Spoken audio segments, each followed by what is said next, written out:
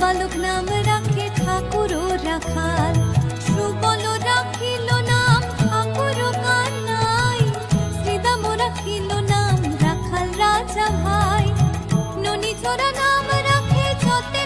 গোপিনী, কালো সোনা নাম রাখে রাধা বিনোদিনী, উপজা রাখিল নাম পতিত পাবন হরি, চন্দ্রাবলী নাম